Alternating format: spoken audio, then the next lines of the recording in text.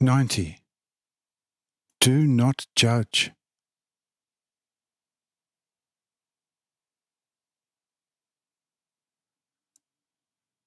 After these words, our Zorel slept peacefully, and Zinka said, "No, what this person has revealed to us.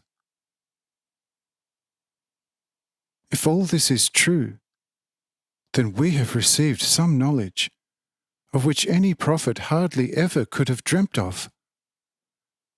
No, I'm completely distraught about this person's deepest wisdom. Truly, no angel can possess a deeper wisdom."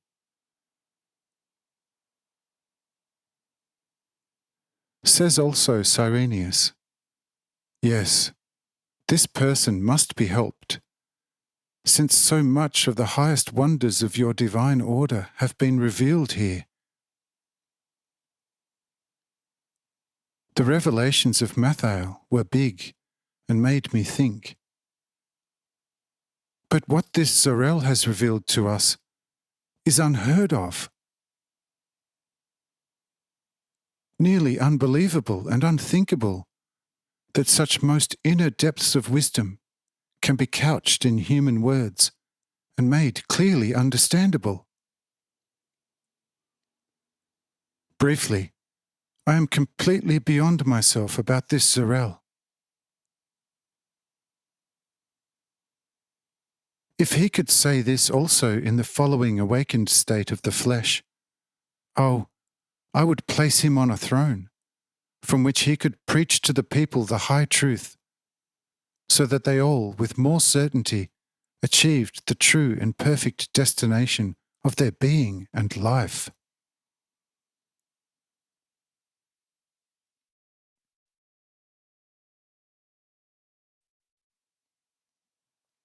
I said, "Very good, friend Cyrenius. For the time being, it is not that important what he prophesied during his third stage, although everything is absolutely true, but rather a lot more that you in future should not break the stick over any person just because he is an ill soul. Since all of you have heard and felt it now, that in any soul, no matter how ill, rests a most healthy life germ. And if the soul is healed by your brotherly efforts, you have made a profit which forever no world can pay you. How useful can such a perfected person be? Who can gauge his influence? You people do not know it, but I know it, how much of such an effort is worth the trouble. Therefore I say it to you. Always be merciful, even towards the great sinners and criminals against your and against the divine laws. Since it is only possible for an ill soul to commit a sin, but never for a healthy soul. Because for a healthy soul, it is impossible to sin, since the sin is always the result of an ill soul.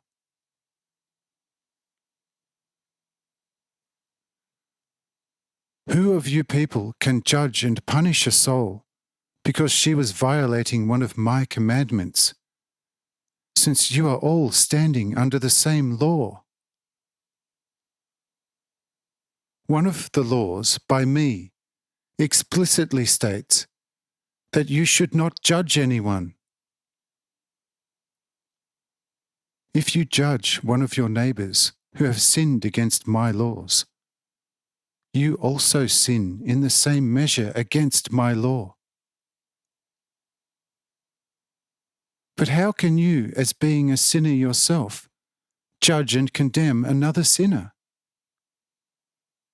Don't you know that when condemning your soul-sick brother to hard atonement, you have served a double condemning judgment on yourself, which one day, if not under circumstances already here, will be fulfilled.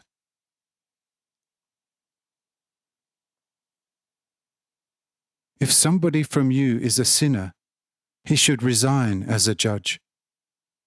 Because if he judges someone, he judges himself into downfall twofold, from which he will recover more difficult than him who was judged and condemned by him.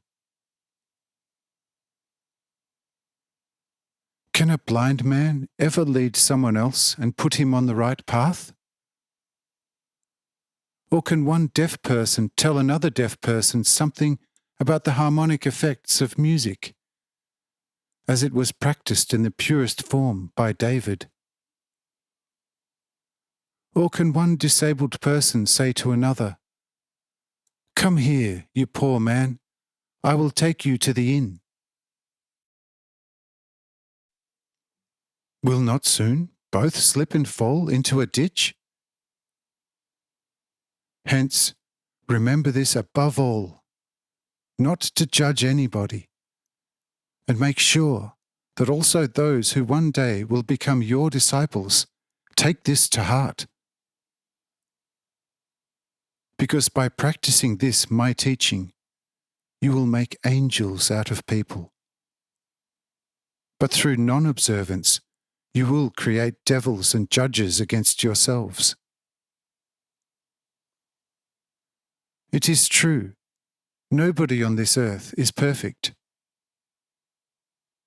However, the one who is more perfect in his mind and heart should be the guide and doctor of his ill brothers and sisters, and the strong should carry the weak. Otherwise, he succumbs with the weak, and both will not make any progress.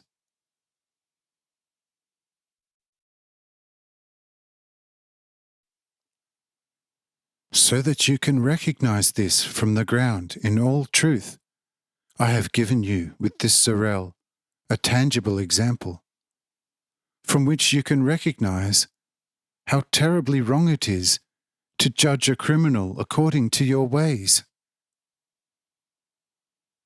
Indeed, your way to judge will always remain the way of the world, and it will be difficult to ever completely crush the hard, diamond-like head of the dragon of tyranny, because for this very reason, the earth is a test world for my future children. But among you, it should not continue, since among you the heavens are strewing fruits filled with plentiful seed kernels. If you enjoy the fruits of my zeal now, do not forget to strew the leftover seed kernels copiously as possible into the hearts of your brothers and sisters, so that it can grow and carry plentiful and healthy new fruit. But how a new and wondrous new fruit is produced from the seed kernels placed into the heart has been clearly shown to you by Zarel in the greatest detail. Act accordingly, and you will, as if out of yourself, create life and receive the perfection of the everlasting life as shown to you right now. After this act of laying on of hands, it is given to you to follow and act accordingly in the most precise manner.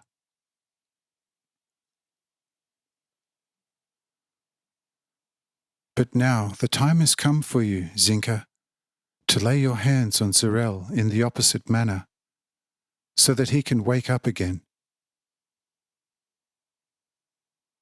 If he wakes up, you, Marcus, give him wine with some water, so that his body can regain his former strength.